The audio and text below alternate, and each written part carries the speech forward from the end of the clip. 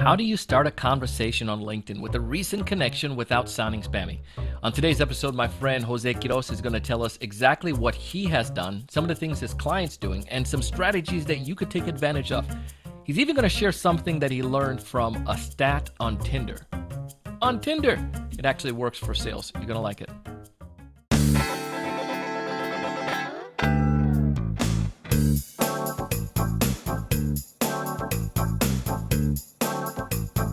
Hey, everyone. Welcome to another great episode of the Sales Evangelist Podcast. I'm your host, Donald Kelly,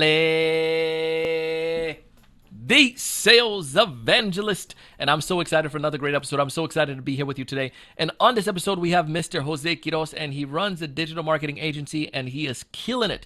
He works with some top clients, and one of the things that Jose has learned over those years of working with clients and also being a part of the digital space is just how to make sure we present ourselves well.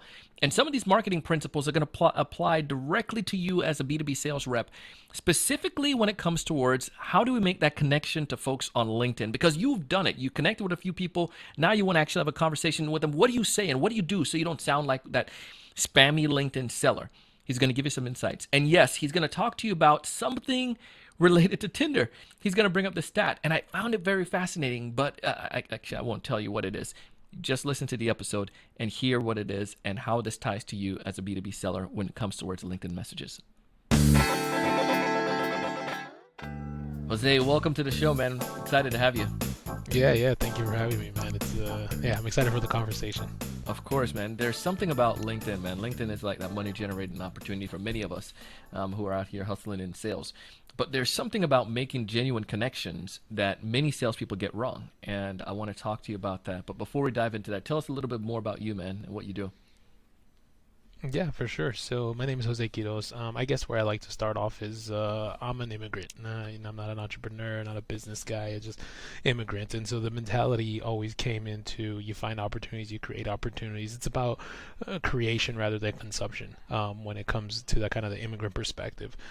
With that being said, I've been in digital for a little under a decade. I actually have a lot of intimate experience with family business and regional operations because my dad started a janitorial business, and so I was just very in the weeds of all that from the day-to-day of cleaning to the actual management and finding accounts and managing accounts and things of that nature. So I kind of did that growing up and through high school and college, along with a mix of labor work to pay through college, and then I went into the corporate world in digital, and that's really where had a guardian angel, man. I got into the corporate world. I had been wanting to get in there, and I happened to fall under the director of digital marketing at the time, Lisa LaCourte, who just liked my work ethic and asked me if I wanted to be part of her team. And I said, yeah, hell yeah. The only thing is I don't really know digital.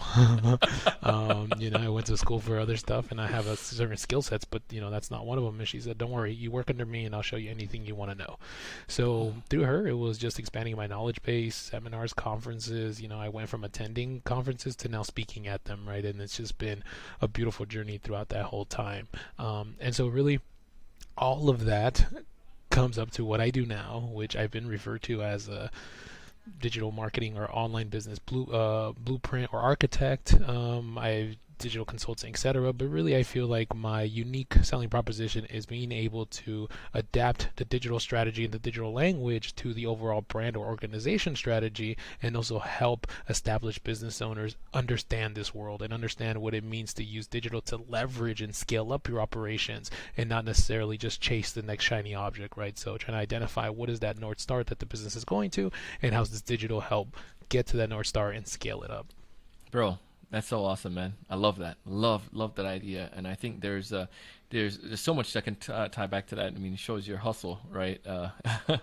From just figuring it out. You're not letting it stop you. There is something that you shared there that I thought was interesting as well is, just like soaking up the knowledge. Now you are going to conferences. Now you're the one behind the mic. You're speaking at conferences. And you have that. It's awesome. So you bring all of these digital experiences to the table, especially when it comes towards a platform like LinkedIn. And this is why you're so qualified for this conversation. But let's talk about that. What is it that people get wrong when it comes towards that connection? I made a connection with someone Now, how do I go in? Well, how can I make that new connection without sounding like a spammy person? Because I get those. You sign up and somebody connect with you, and all of a sudden it's like, "Hey, Donald C, let's set time for a coffee break." I'm like, bro, how much drink coffee? Yeah, yeah. It's like I just met you, man. How am I gonna grab coffee with you? You know Yeah, how busy I am, or how busy I pretend to be.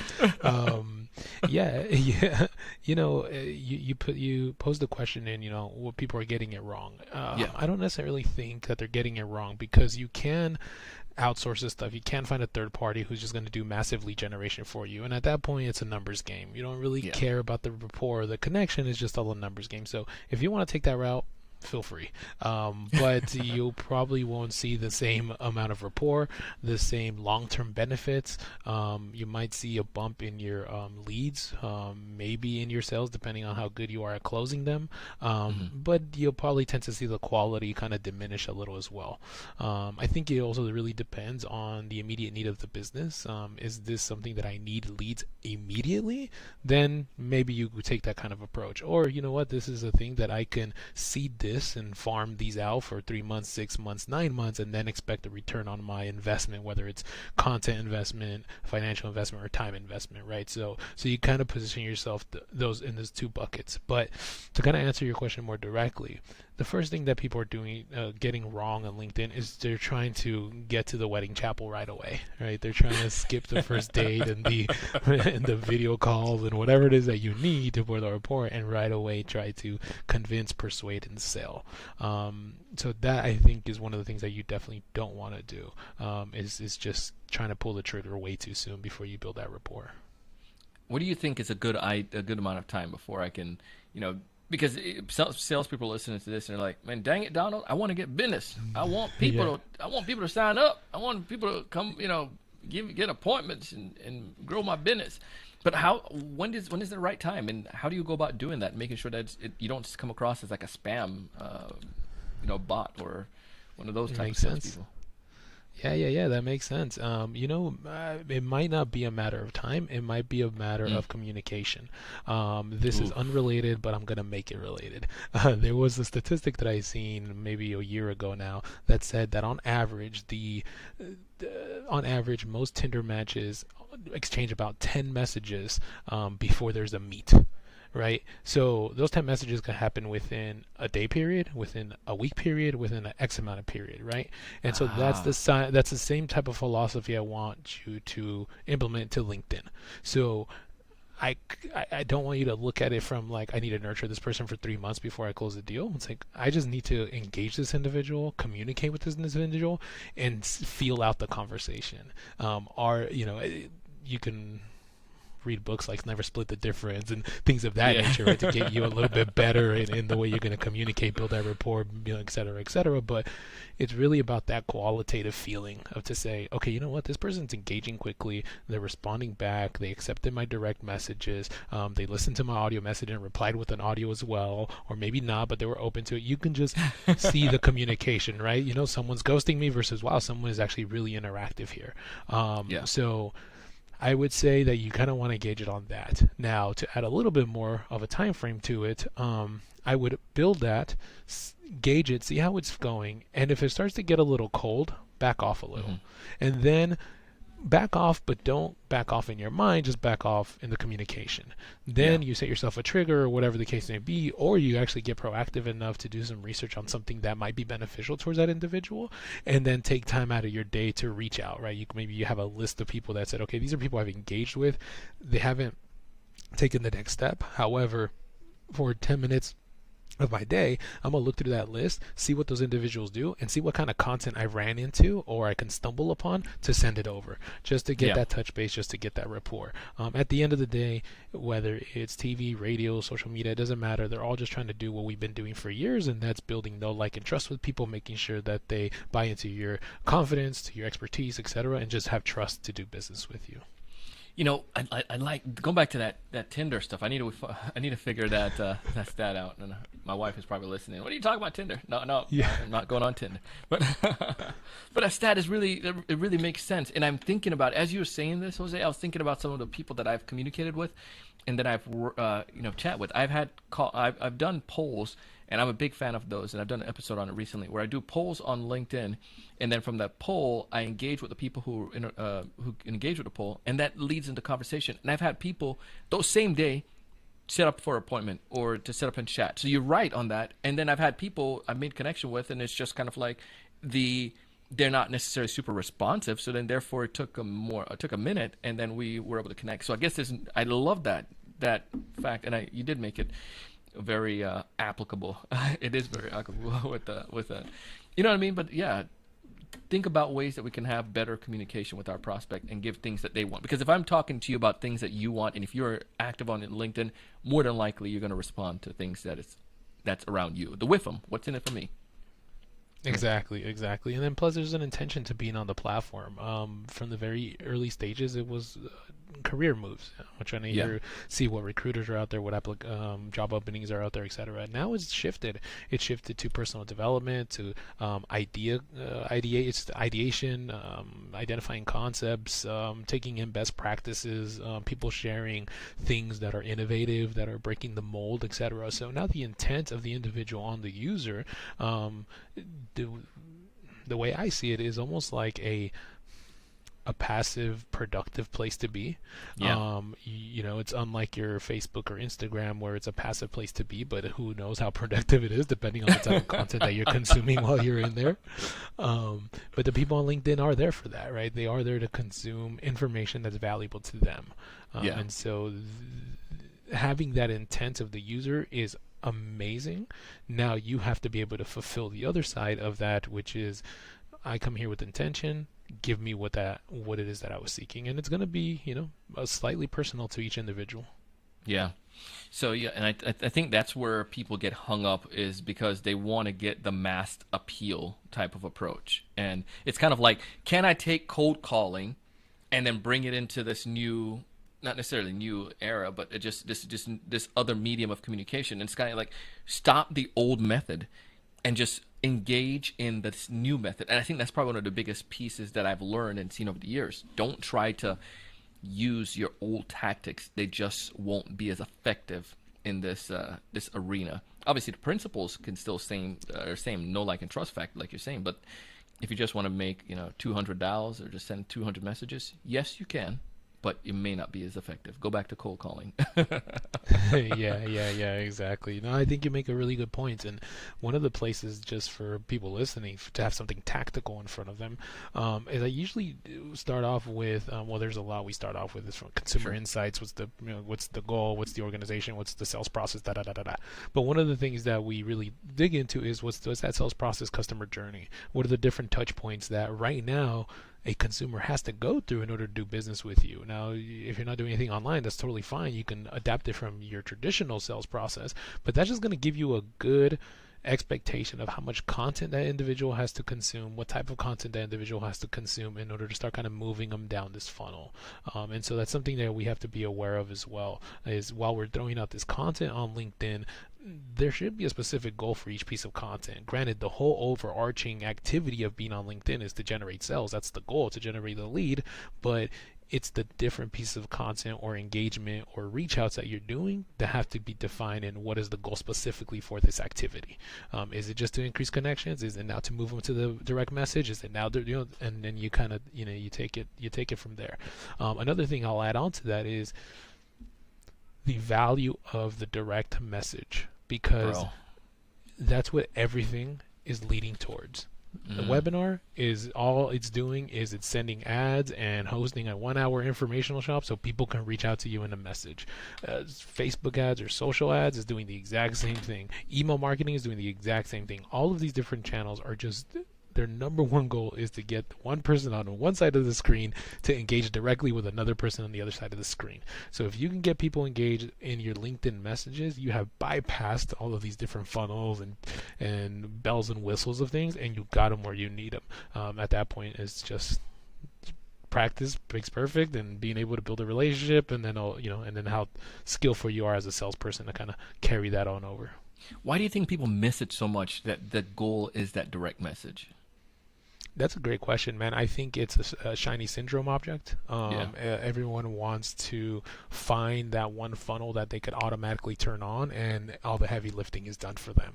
Yeah. And so, because of that, I think people focus on trying to find that solution rather than realizing, holy, dude, there's low hanging fruit here. People are already inquiring. People are already raising their hands. People are already taking the time to engage with me. Um, I think it's human nature, right? Like we kind of take things for granted, and so we tend to complicate our lives a little bit more than we should. Oh man, yes, so true, man. But yeah, I couldn't agree with you more on that idea. If you have the strategy of eventually getting to that direct message, that I'll be good. Well, let's say that I make that connection with you, first time making a connection with you on LinkedIn. Maybe you could give us, as we come down to the second half here, maybe three things that I could then give to, or three actions I can do to be able to help to facilitate meaningful discussions rather than just going in for, hey, my name is Donald. I have a sales training organization. You want to buy training? Um, Yeah, yeah, definitely, definitely. give us some So ideas here. yeah, of course. The first one that I found that's more effective than a direct message is engaging with them first, Mm, right? So identifying your prospects. Now, granted, if you have a team, you could do it easier, or whatever the case may be. But identifying your prospects and then seeing what their activity is like on LinkedIn. Do they post original content? Do they curate content? Are they a liker slash commenter? The good thing is that LinkedIn shows you all that. So and so posted this X amount of time ago. So and so commented on this, etc. Take the opportunity to start engaging there. Just build that conversation there. It's actually a much more accepted conversation because it's out in the public. It's not. We all know as soon as we get that message request, it's like, what does this individual want? Especially if we don't recognize the name, right? If we don't recognize the name, we're like, who the hell is this? What do they want from me? You're trying to I sell don't me, have time man. for. Exactly, exactly. So you already have a really deep objection seated in your mind. So when you engage with someone on that level of engagement before the direct message, it starts to break that barrier down a little bit. I've found examples of two things. One, you engage with them, they engage with you a little bit, and then you kind of feel more comfortable to send the connection request. And typically it's more accepted. At that point, you can try to carry on over the engagement you had from there to kind of continue it on here. Hey, I really like the point you made here. What about this? And kind of seed it that way. That's either going to play out well for you or they're going to get a little cold, but then we go back to, we'll reach out to them in a few days or a few, whatever the case may be. I've also found that we'll engage and then they'll reach out to us directly. Hey, we Mm, loved your input that you did on here. I'd love to hear from you. You know, like, what are you guys doing and what's up? And so it's a way to kind of bring those people in. If you were gonna start a connection kind of cold, I would.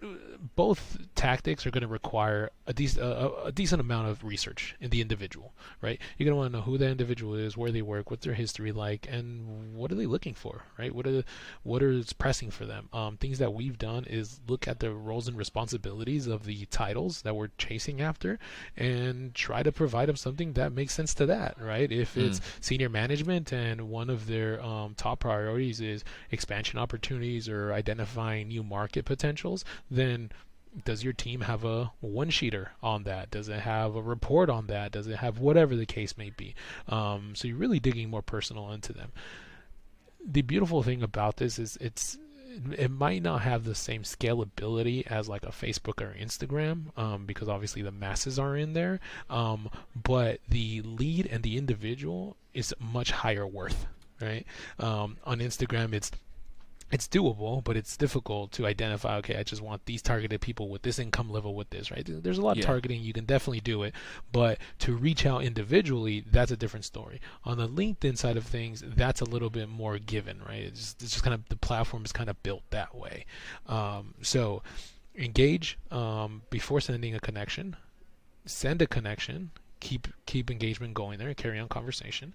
If you decide to just do a direct contact, come in with some work done.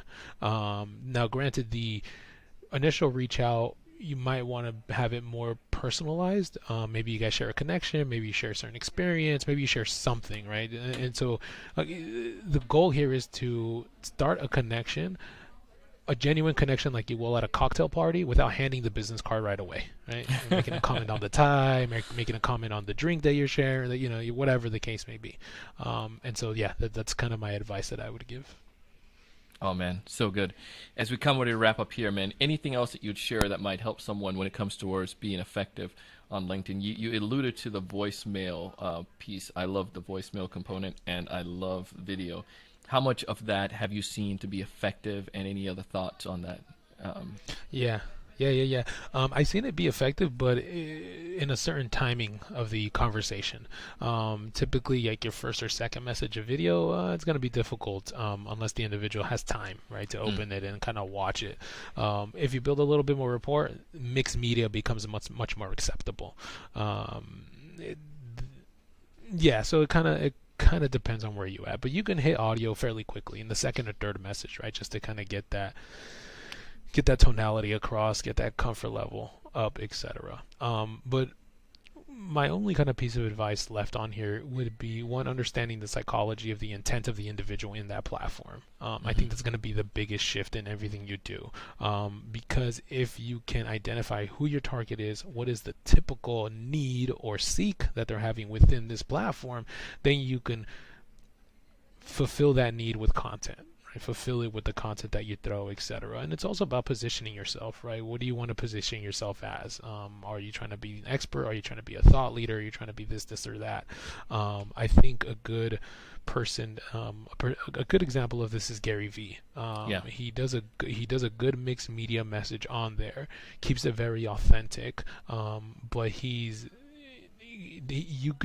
rarely goes into how to's or the top five mistakes or this and that, right? He's always kind of giving you a shift in perspective, and really if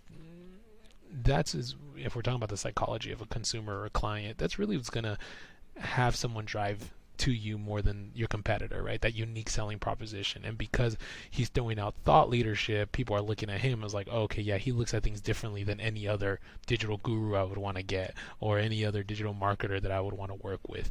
They have that's something special, that's different. And so understanding that, and once you marry the psychology of the intent of the consumer with the desire and the need that they have, on top of how can I make it unique and bring it together, that's when you start to really get a full robust thing.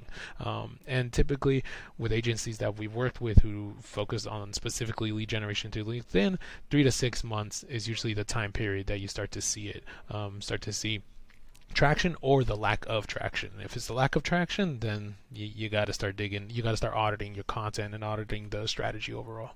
love it, man. Jose, now the most important question that we have is most people are watching this on YouTube and they see this like sick background behind you.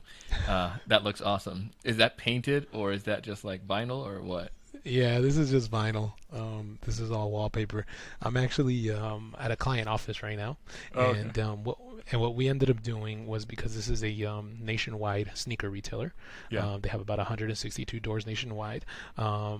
When I came in and my team came in, digital was pretty much a non-existing play for them. Yeah. And so throughout this whole journey of trying to get them to digital transformation stages and seeing where digital can support retail and all this stuff, I we ended up creating this little room that we called the Tinker Room, because I because I kind of allude that to them. It's like, hey, with this digital stuff, you gotta tinker. Yeah, Yeah. you gotta find a strategy, make it work, optimize, tweak, and go. All of that gets wrapped up beautifully because Tinker Hatfield is the OG designer for the Jordan shoe. Yeah. Without Tinker Hatfield, there is no Jordan 3, 4, 5, whatever the case may be. All the iconic staples are Yeah. from Tinker Hatfield. So as you can see here, these are mock-ups of like Yeah. black portion, matte finish, 100% white bottom. These are all sketches within that. So it was a good hybrid of digital tinkering with obviously Thank you. the Jordan designer. Yeah. Bro, that's awesome, man. Well, if folks want to get in touch with you, they want to learn more about you, what's the best way for them to connect with you, Jose? So LinkedIn is where I'm going to be most active. So you can find me on there, Jose Quiroz. The last name is Quiroz. I think if you type in Jose Quiroz Digital, you'll also stumble upon me there. And yeah, shoot me a message. What I'm actually providing right now is guidance. I just want to give free guidance out there to regional, national business owners or senior management who is looking to adopt digital, but just is feeling overwhelmed. There's too much sales material out there. Everyone's telling you that their funnel works, that this works, that works. And don't get me wrong, it most likely does, or it does because we've seen it out there. But does it work for you? Does it work for you, Mm. your consumer, your goal, your brand strategy? all of that stuff. So I'm just giving away free guidance calls. You can reach out to me, type in guidance, and we can figure out the best way to direct you, whether that's working with us or not, sending you to a right service, product, tool, solution. Maybe I have a connection that I can make for you that would just work in your benefit. Then we're happy to do that for you. You could also check out the website, jayquiroz.com. Shoot me a message there. And I do have a podcast called Where to Market Your Business Online. You can find that on iTunes, Stitcher, Google, all that good stuff. Dude, we appreciate you coming on the show today, man. Love the insights and value your thoughts. Jose, wish you all the luck and wish you great success with you and your team, man. Same here, man. Thank you so much. It was a pleasure, man. I love these type of conversations. Anytime, brother. Listen, that was Jose Quiroz, and if you want to go ahead and connect with him, you can find all of his information below. If you're watching this on YouTube, just scroll down and click on that link, and you'll give you an opportunity to connect with Jose, as well as you can go back. If you're listening on Apple Podcasts, just scroll down, click on it. You'll see his LinkedIn link, and you can click on that and send a LinkedIn connection. I'm sure he'll be really excited to meet with you, and as he said, he's given tons of wisdom and ideas, and I want to make sure that you can be better in your sales approach. Take the things that our guests are sharing and apply them. Also, if there's one thing that you took away from the episode today from him, just let me know. Let him and I know on LinkedIn. We'd appreciate that. Take advantage of the offers given to you as well from our sponsors. I mean, they're giving away some good stuff, and we've communicated with them. We've worked on some good things. And the idea behind all of this is that we want to make sure that you, as a seller, have the best tools that can help you to succeed. And take advantage of those offers. Again, they're for you. We appreciate you. As always, we want you to thrive and succeed. We want you to be able to succeed. We want you to be able to make more sales. We want you to find more of those ideal customers. We want you to know what to say when you reach out to them. We want you to be able to close more deals. But most importantly, we want you to go out each and every single day and do big things. Thank you so much for watching. Hey, thanks so much for taking the time to watch this video today. If you enjoyed the content, I ask you to go ahead and hit that like button, that thumbs up at the bottom right-hand corner. Also, to make sure to subscribe if you haven't done so already. This way, we'll keep you up to date with all the latest sales strategies, latest tools, and things that are going to help you to not only find more prospects, but to close more deals. Thanks so much.